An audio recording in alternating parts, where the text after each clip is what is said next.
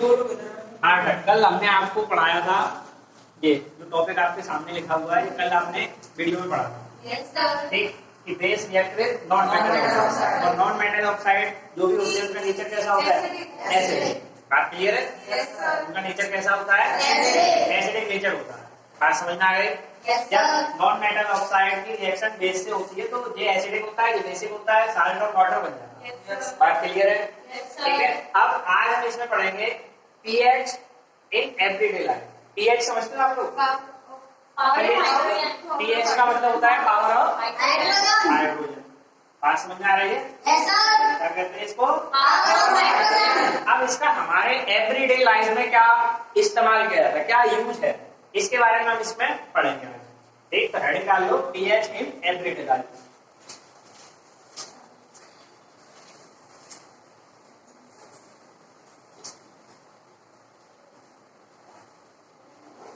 ठीक, बात समझ में आ रही है? पढ़ेंगे।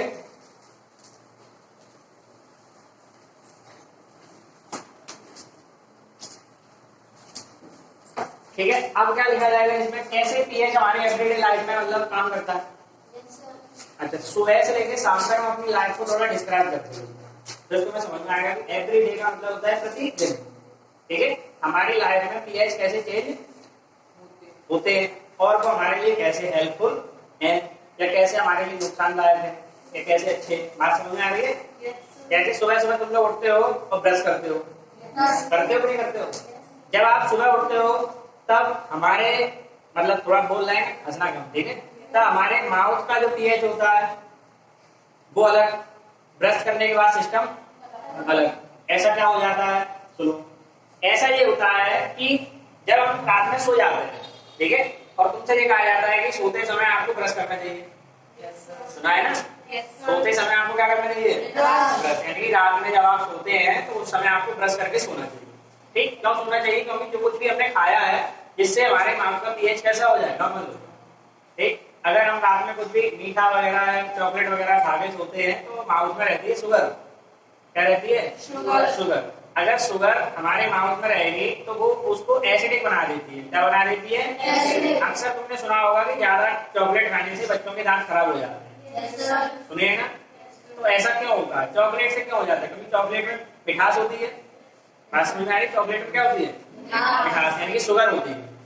शुगर ज्यादा लंबे समय तक हमारे माउथ में रहेगी तो वो माउथ को थोड़ा एसिडिक कर देगी। कितना कर देगी? और पीएच के बारे में तुमको बताया कि पीएच एक स्केल होता है। क्या होता है? स्केल होता है। ठीक, स्केल से क्या होता है कि इसकी जो रेंज है वो 0 से लेकर 14 तक होती है। एक नंबर है इसमें 7 बीच में आता है, इसको न्यूट्रल कहते हैं। क्या कहते हैं? 7 से इधर वाले जो भी होंगे वो सारे एसिडिक होंगे, इधर वाले बेसिक होंगे। बात समझ में आ रही है? इधर वाले एसिडिक होंगे, इधर वाले बेसिक होंगे। तो हमारे माउथ, जब हम शुगर खाते हैं तो हमारे माउथ का जो पीएच है वो 7 से कम हो जाता है, यानी कि एसिडिक हो जाता है। अगर वो वैल्यू 5.5 से कम होती रहती है, ठीक है, ये ज्यादा लंबे समय तक रहती है तो हमारे दांतों में प्रॉब्लम होना शुरू हो जाती है। बात समझ में आ रही है? तो आपने यहाँ पर एक एग्जांपल देख लिया कि पीएच हमारे एवरीडे लाइफ में किस तरह से रोल प्ले करता है, या उसका कितना महत्वपूर्ण योगदान है। बात क्लियर है? अब दूसरा एग्जांपल देखो। अब जो तुमने कुछ खाया वो सब कहाँ गया? तुम्हारे स्टोमक, यानी कि पेट में गया। बात समझ में आ रही है? कहाँ गया? स्टोमक। अब स्टोमक कैसा होता है तुम्हारा? इस तरह से, इसे कहते हैं, तो क्या कहते हैं? इसे ओसोफेगस। क्या कहते हो? इस तरह से स्टोमक होता है। होता है कि होता? क्लियर है? इसके अंदर कौन सा एसिड होता है? HCl। क्या होता है? अगर मान लो कि इसमें हम NaOH डाल देंगे, क्या डाल देंगे? तो क्या होगा? पीएच चेंज हो जाएगा। HCl है, एसिडिक मीडियम है, NaOH डाल दो बेसिक हो जाएगा, तो कोई दिक्कत हो सकती है। ठीक है, बात समझ में आएगी नहीं? पेट में क्या हो जाएगा? प्रॉब्लम, डाइजेशन हो गई नहीं? डाइजेशन जब हम बायोलॉजी का फर्स्ट चैप्टर पढ़ेंगे लाइफ प्रोसेस, तब इसमें बताया जाएगा कि HCl का काम क्या होता है स्टमक के अंदर। ठीक है, यहाँ तुम्हें थोड़ा समझा दे रहे हैं। HCl का काम ये होता है कि अभी तक तुमने जितना एसिड के बारे में पढ़ा है तुमने ये समझा होगा कि acid by the way concentrated acid हमारे हाथ में अगर गिर जाता है तो वहां पर जल जाएगा। Yes sir. ठीक है, मान लो अगर ये किसी बैक्टीरिया के ऊपर गिर जाए तो वैसे ही गायब हो जाएगा। बात समझ में आई कि नहीं? तो हम तो पूरे दिन सुबह शाम जो खाना इधर उधर से खाते रहते हैं, मार्केट से या कहीं से भी इधर उधर से आए, कोई अच्छी चीज होनी तो डायरेक्ट अपना हाथ धोए लग गए उसमें खाने। समझ में आई कि नहीं? Yes sir. ठीक है, कुछ नो कह रहा है, कुछ यस भी आ लीजिए। मैं तो बोला नहीं। हाँ, समझ में आई कि नहीं? इधर शांति सुनते जाओ। होता है ऐसा, तो वो बैक्टीरिया हमारी बॉडी के अंदर जाता है, यस सर। स्टोमक उसको किल कर देता है, यानी कि एचसीएल है स्टोमक के अंदर, वो उसको क्या कर देगा, किल कर देगा। तो पहला काम क्या होगा इसका, किल करना, इसको बैक्टीरिया को। और दूसरा काम क्या होता है इसका, फूड का ब्रेक डाउन करना, जो खाना हमने खाया उसका क्या करना, ब्रेक डाउन। क्लियर है? Yes sir. बात समझ में आ रही है? Yes sir. ठीक, तो फिर एसिडिटी कैसे बन जाती है लोगों के अंदर? जी, हमारी बॉडी के अंदर से HCl क्या हो जाता है, ज्यादा हो जाता है, वो स्टमक के अंदर घूमता रहता है। क्या करता है, घूमता रहता है। लोग कहते हैं कि पेट में क्या मच रही है, जलन। ठीक है, उसी को हम कहते हैं एसिडिटी। ये अक्सर बड़े लोगों में पाया जाता है, यानी कि जो एज में ज्यादा होते हैं, बड़े होते हैं 50-60 साल के समथिंग वाले। बात समझ में आई कि नहीं? तो उनको क्या दिया जाता है, फिर एंटी एसिड दिया जाता है, जिससे उनका जो मतलब एसिडिटी है कैसा हो जाए, खत्म हो जाए या न्यूट्रलाइज हो जाए। तो HCl तो पहले से ज्यादा है, एसिड और बेस और डाल दिया जाएगा इसमें, तो क्या हो जाएगा, साल्ट और वाटर बन जाएंगे, न्यूट्रलाइजेशन रिएक्शन हो जाएगा। बात क्लियर है?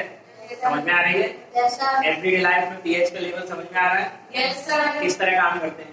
ठीक, अच्छा एक दूसरा एग्जाम्पल समझो, बी देखी किसी ने, बी एक तो होती है हनी बी, यस सर। और एक बी माने मक्खी, ठीक है, जिसको तो अपनी भाषा में तो बलैया कहते हो। दो तरह की होती है, एक लाल और एक येलो होती है। बात क्लियर है? अच्छा चींटी देखी हुई, चींटी है, चींटा यस सर। देखा है?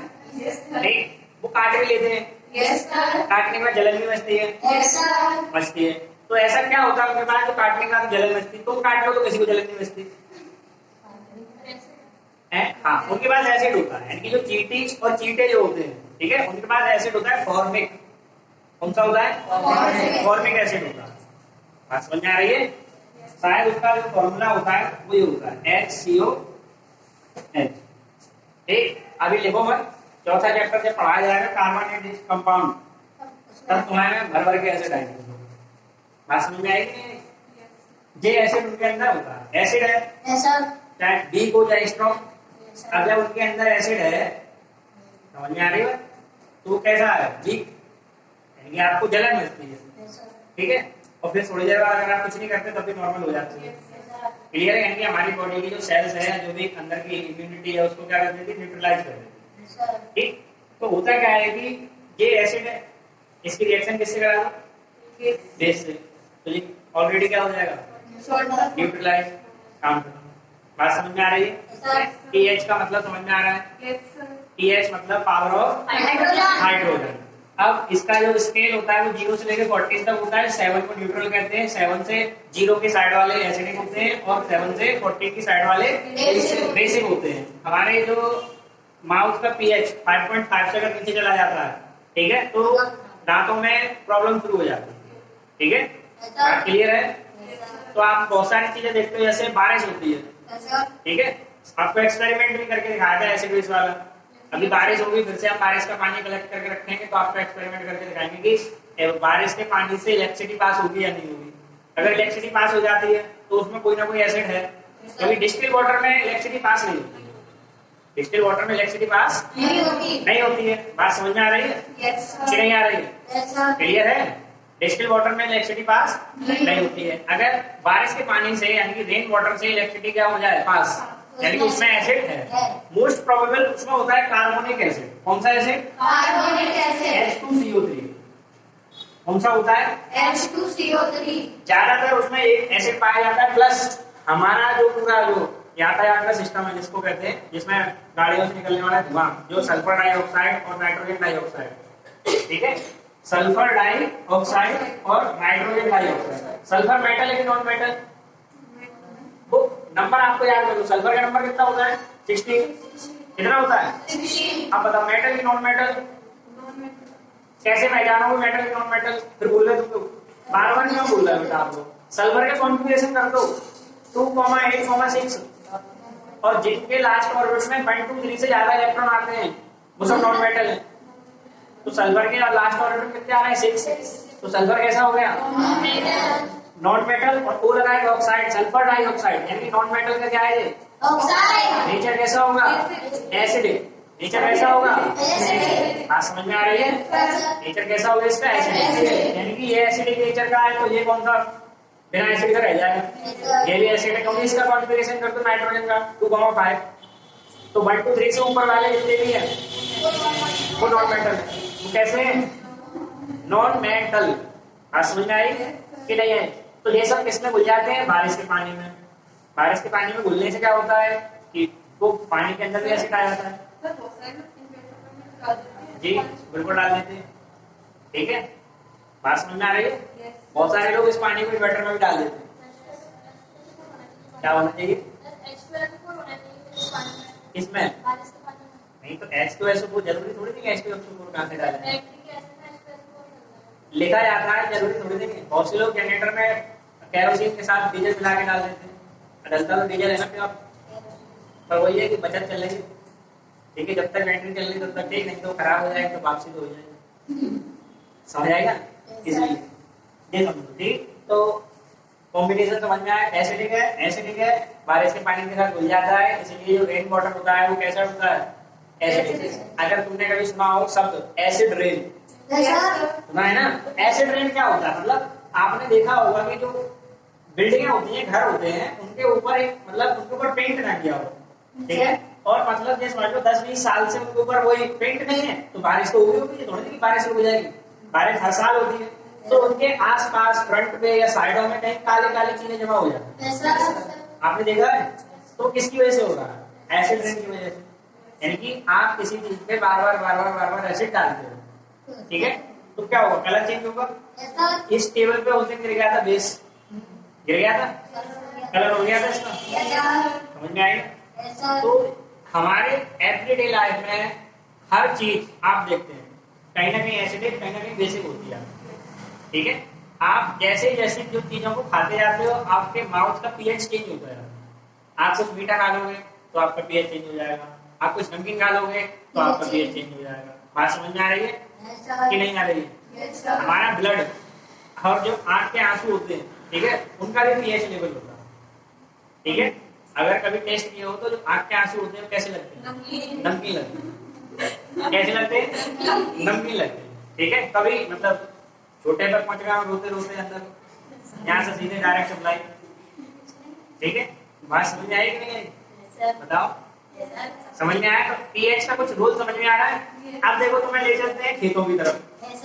आपने अक्सर देखा होगा, आप सब लोग थोड़े बहुत ग्रामीण परिवार से किसी के यहाँ खेती जरूर होती होगी, ठीक होती है, तो उसमें आपने ये देखा होगा कि हम उसमें जिप्सम का यूज करते हैं।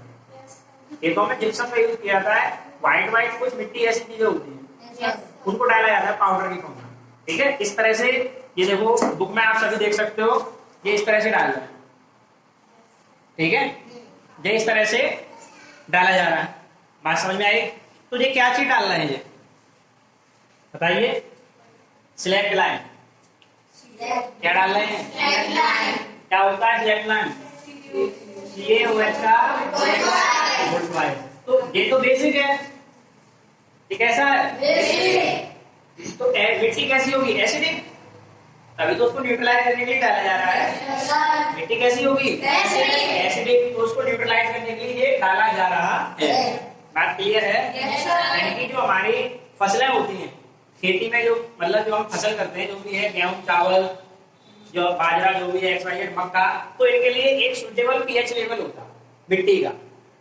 बात क्लियर है? इस तरह हम और आप ज्यादा गर्मी में नहीं रह सकते, ज्यादा सर्दी में नहीं रह सकते, ठीक है, एक हमें नॉर्मल टेम्परेचर चाहिए। तो आपने ज्योग्राफी का चैप्टर पढ़ के आए होंगे, 9th में 8th में एग्रीकल्चर नाम का एक चैप्टर आता है, उसमें हर एक मिट्टी के, हर एक फसल के हिसाब से मिट्टी दे रखी होती है, टेम्परेचर भी दे रखा होता है कि इनके ग्रो होने के लिए कितना सुटेबल टेम्परेचर होगा। जैसे एक सिंपल सा एग्जांपल हम ले लेते हैं, जैसे कॉटन देखी, कॉटन, कॉटन को ग्रो होने के लिए कौन सी मिट्टी चाहिए? Black soil. बात समझ में आ रही है? क्या अपने आसपास आपने कहीं ब्लैक सॉइल देखी है? आप जिस रीजन में रह रहे हो वो आगरा, उत्तर प्रदेश का आगरा रीजन है, ठीक है, इस रीजन में आपने कहीं पे भी ब्लैक सॉइल देखी? नहीं देखी। तो ब्लैक सॉइल फिर कहाँ पाई जाती है? गुजरात, महाराष्ट्र, उस एरिया में जाके ब्लैक सॉइल पाई जाती है। तो सबसे ज्यादा कॉटन की खेती वहीं पे होती है। उसका एक सुटेबल टेम्परेचर भी होता है, क्योंकि यहाँ पर अपने यहाँ पर सर्दी भी है, गर्मी भी है, बरसात भी है, बहुत हाई टेम्परेचर भी चला जाता है, 48, 77, वो 47 सॉरी 77 में तो उगल जाएंगे, ठीक है, आलू उग जाएंगे, ठीक है। क्लियर है कि नहीं है? Yes, sir. जो मतलब हर चीज के लिए क्या चीज चाहिए? Suitable Temperature. टेम्परेचर। क्लियर है?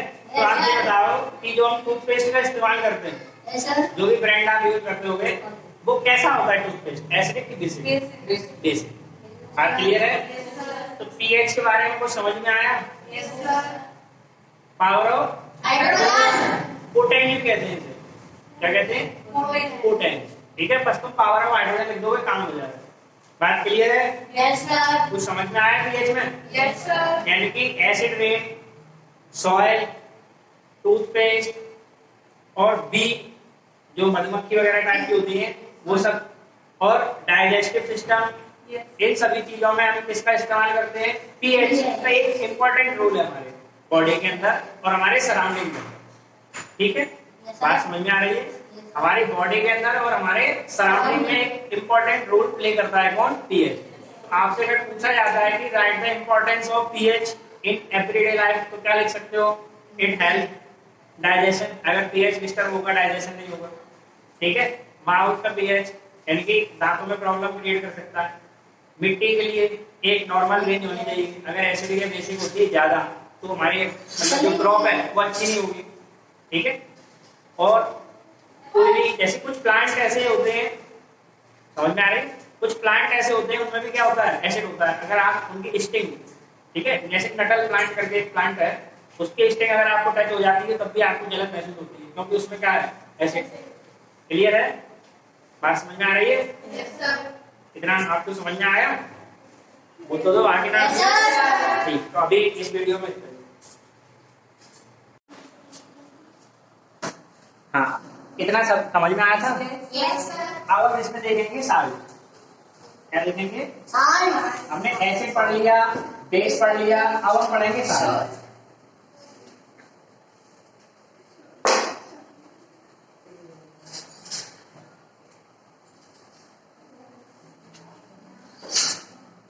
ठीक है, तो साल्ट होते क्या? बात समझ में आ रही है?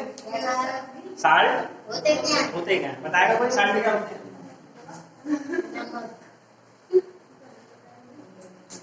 साल्ट नमक होते हैं। Yes, sir. अच्छा, अरे इतना पढ़ दोगे फिर भी नहीं पता? एसिड और बेस आपस में रिएक्ट करते हैं तो एक कंपाउंड बनता है, उसे साल्ट कहते हैं। बात समझ में आ रही है? Yes, sir. जब एसिड और बेस की रिएक्शन होती है तो एक कंपाउंड बनता है, उसे हम क्या कहते हैं? सॉल्ट कहते हैं। बात समझ में आई?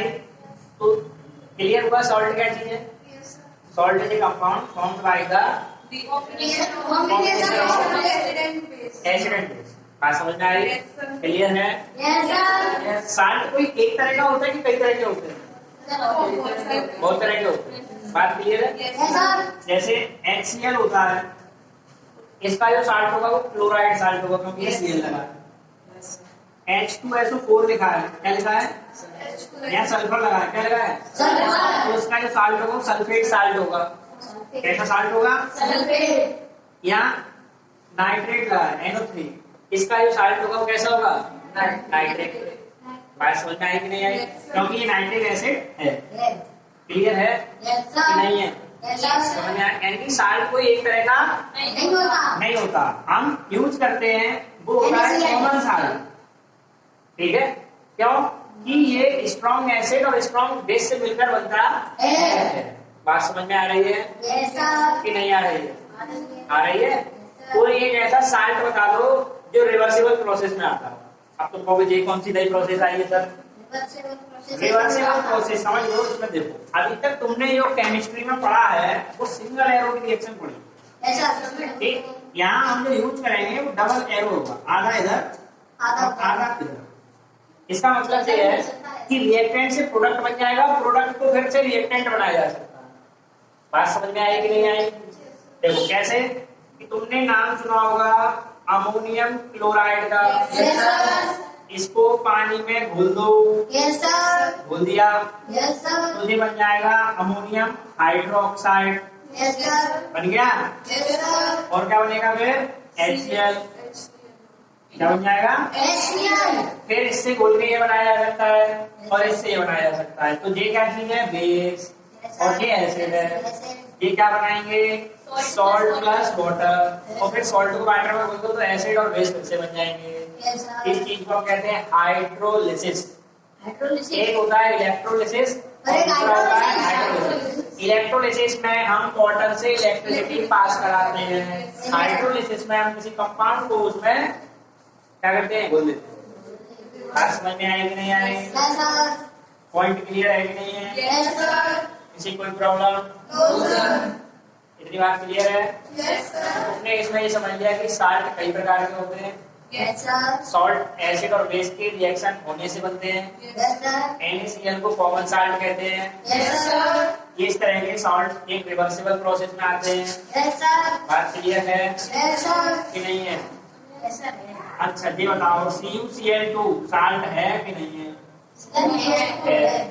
ठीक है। कॉपर का क्लोराइड साल्ट है। कॉपर का कौन सा साल्ट है? अच्छा अब इसमें साल्ट का भी अपना नेचर होता है। क्या होता है? नेचर का मतलब साल्ट भी एसिडिक और बेसिक होते हैं। यानी कि किसी भी सॉल्ट का pH वैल्यू 0 से 6 के बीच में है तो वो एसिडिक, और इसकी pH वैल्यू किसके बीच में है? 7 से ऊपर, मतलब समझ लो 7 to 14 है तो वो कैसा है? बेसिक। अगर मान लो किसी की pH वैल्यू 7 ही है, ओनली ऑन 7, तो न्यूट्रल है, तो वो आएगा तुम्हारा NaCl यानी कि कॉमन साल्ट। बात समझ में आई कि नहीं आई?